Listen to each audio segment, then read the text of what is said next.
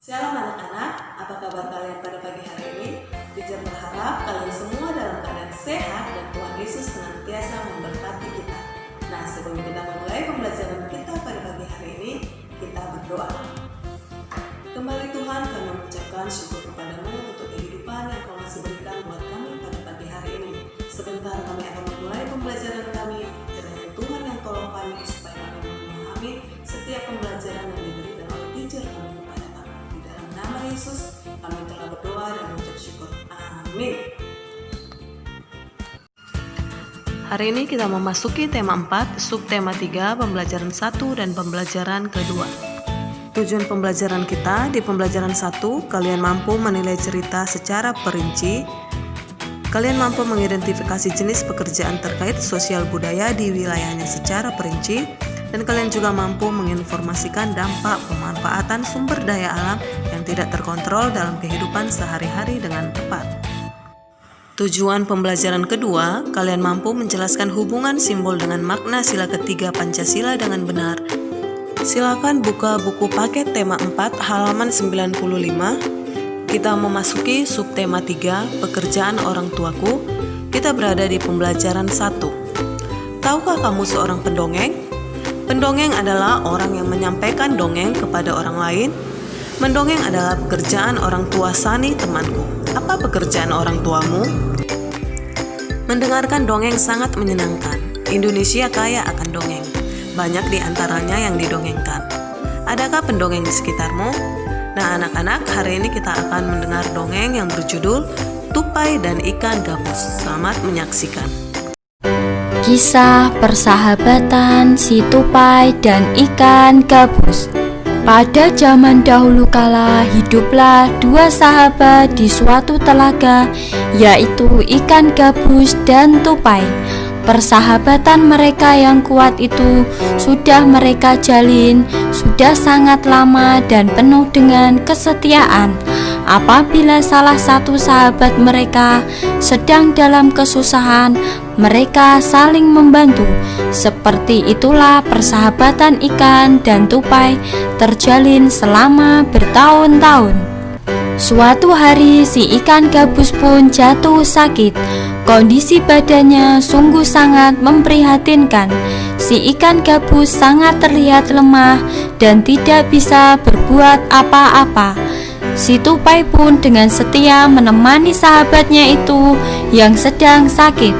"Gabus, aku akan menemanimu sampai kau sembuh wahai sahabatku," ucap si tupai kepada si ikan gabus. "Terima kasih sahabat, engkau memang terbaikku tupai," jawab si ikan gabus dengan nada yang lemah. "Gabus, sekarang kau harus makan dahulu agar kau bisa cepat sembuh." Si tupai membujuk agar ikan gabus mau makan karena dari tadi si ikan tidak mau makan. Namun tetap si ikan gabus menggelengkan kepalanya sambil berkata, "Aku ingin makan, rasanya semua makanan tidak enak di mulutku," ucap si ikan gabus sambil menolak suapan si tupai. "Apakah kau ingin makan yang lain? Yang penting kau mau makan.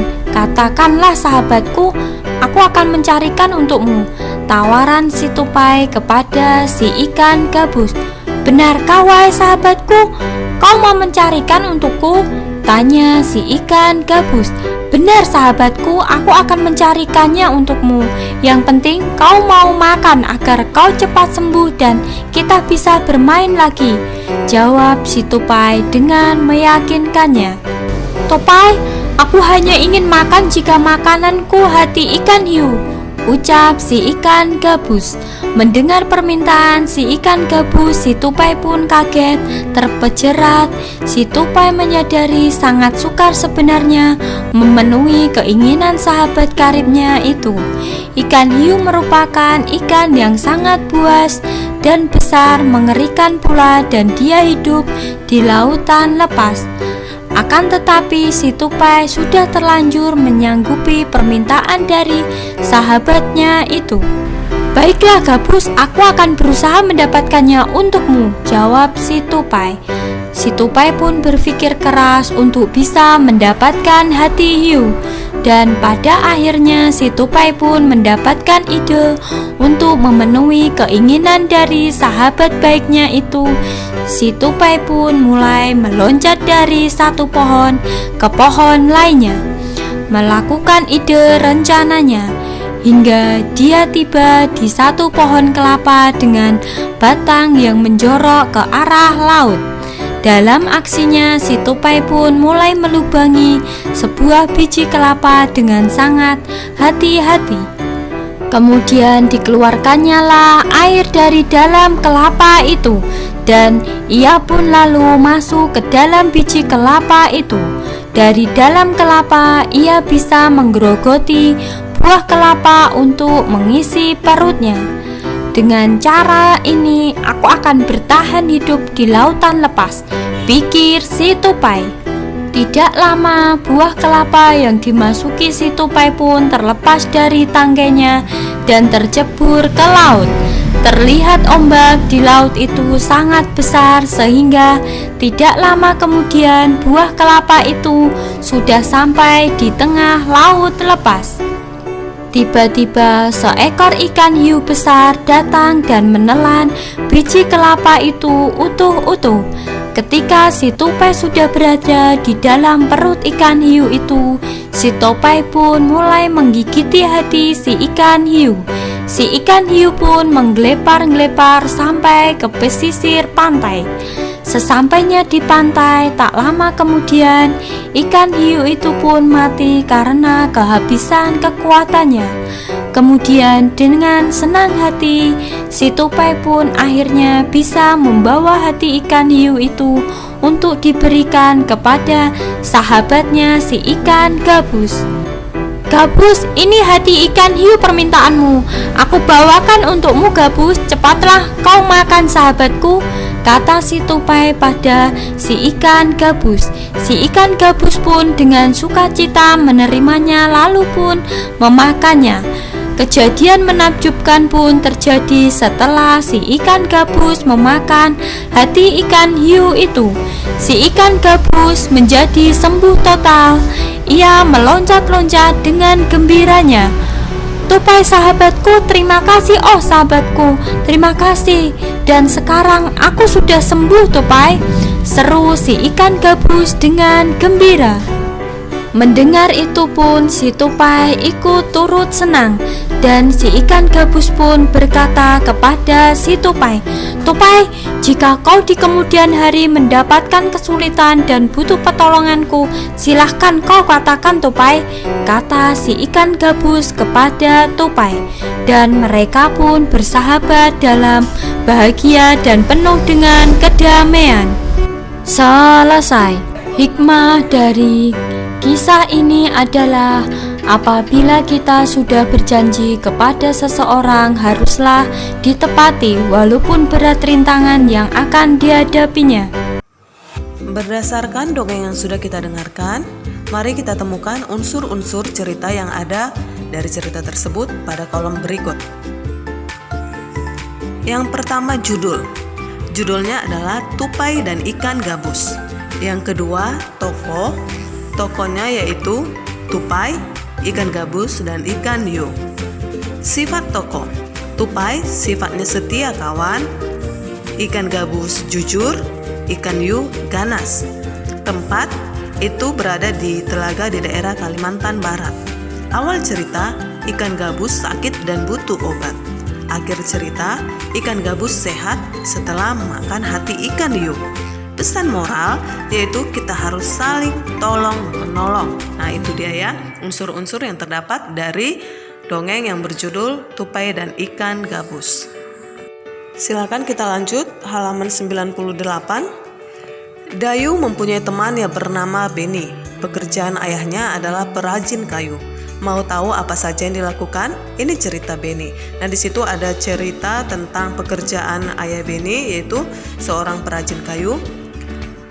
Silakan nanti kamu baca di dalam hati cerita tentang ayah Beni, lalu nanti kita sama-sama menjawab 3 pertanyaan yang ada di bawah cerita tersebut. Mari sama-sama menjawab 3 pertanyaan yang ada di bawah cerita ayah Beni tadi. Yang pertama, produk apa yang dihasilkan oleh Ayah Beni? Produk yang dihasilkan adalah meja dan kursi. Kedua, apakah pekerjaan Ayah Beni termasuk menghasilkan barang atau jasa? Jelaskan alasanmu. Nah, yang dihasilkan dari pekerjaan Ayah Beni adalah barang, karena meja dan kursi itu adalah contoh dari barang. Kalau jasa itu contohnya adalah misalnya guru. Nah, itu adalah contoh pekerjaan yang menghasilkan jasa. Jadi, pekerjaan Ayah Beni itu menghasilkan barang. Nomor 3, apa saja yang harus dikerjakan oleh perajin kayu? Yang harus dikerjakannya adalah membeli kayu, memotongnya, membentuk menjadi kursi, menghaluskan lalu mengecapnya. Jadi itu yang dikerjakan oleh seorang perajin kayu. Nah, kita sudah menjawab ketiga pertanyaan dari cerita yang berjudul Pekerjaan Ayah Beni. Kita lanjutkan halaman 99. Sumber daya alam yang digunakan oleh ayahku adalah kayu. Dari manakah kayu berasal? Apakah kayu tersebut dapat diperbaharui? Berikut adalah proses pengolahan kayu menjadi meja dan kursi. Nah, kita lihat prosesnya. Pohon di hutan itu ditebang oleh si penebang pohon, lalu kayu diangkut ke kota, lalu kayu tersebut diolah oleh si perajin kayu, lalu hasilnya nanti sudah menjadi meja, menjadi kursi atau menjadi lemari, dijual ke toko mebel. Lalu dari toko mebel ada orang yang membelinya, lalu sampailah meja dan kursi atau lemari tersebut ke rumah kita. Nah, di bawah ada beberapa pertanyaan. Yang pertama, jelaskan proses terjadinya sehingga meja dan kursi bisa sampai di rumahmu. Itu dia tadi ya, pohon dari hutan ditebang lalu diangkut ke kota oleh perajin, diolah menjadi meja atau kursi lalu dijual ke toko mebel, lalu orang tua kita membelinya. Nomor 2, profesi apa saja yang terlibat agar meja dan kursi sampai di rumahmu? Profesi yang terlibat itu yaitu penebang pohon, supir, perajin kayu, lalu pedagang atau pengusaha. Itu dia profesi-profesi yang terlibat agar meja dan kursi sampai ke rumah kita. Perajin kayu mendapatkan bahan baku mebel dari hutan. Salah satu hutan di Indonesia yang sering diambil pohonnya adalah hutan di Kalimantan. Dahulu hutan Kalimantan sangat lebat dan merupakan paru-paru dunia atau penghasil oksigen. Akan tetapi, kini pohon-pohonnya semakin berkurang, sering sekali karena kebakaran hutan. Mari kita perhatikan kenampakan hutan di Kalimantan pada gambar di bawah ini. Warna hijau menunjukkan adanya pohon dan warna putih menunjukkan hutan yang gundul. Nah, coba anak-anak lihat kenampakan hutan di Kalimantan tahun 1950 itu masih hijau semua, artinya hutannya masih sangat lebat. Semakin tahun sudah semakin kelihatan putih-putihnya, itu artinya sudah semakin gundul. Nah, di tahun 2020 warna putihnya sudah semakin banyak. Jadi artinya hutan di Kalimantan itu sudah semakin tahun semakin gundul. Karena kita tahu untuk membuat meja, kursi, lemari atau bahan bangunan dibutuhkan kayu. Jadi kita sangat membutuhkan kayu atau pepohonan, sehingga dari tahun ke tahun jumlah kayu semakin habis di hutan. Jadi bagaimana cara menanganinya? Kita harus menggunakan tebang pilih. Jadi ketika pohon yang ditebang adalah pohon yang usianya sudah tua, lalu setelah ditebang ditanam kembali supaya ada penerus dari pohon yang sudah ditebang, itu menghindari supaya hutan tidak semakin gundul. Di halaman 101 hingga halaman 102 ada 6 pertanyaan. Silakan kamu baca pertanyaan dan sudah disertai dengan jawaban. Silakan nanti tinggal kamu baca saja.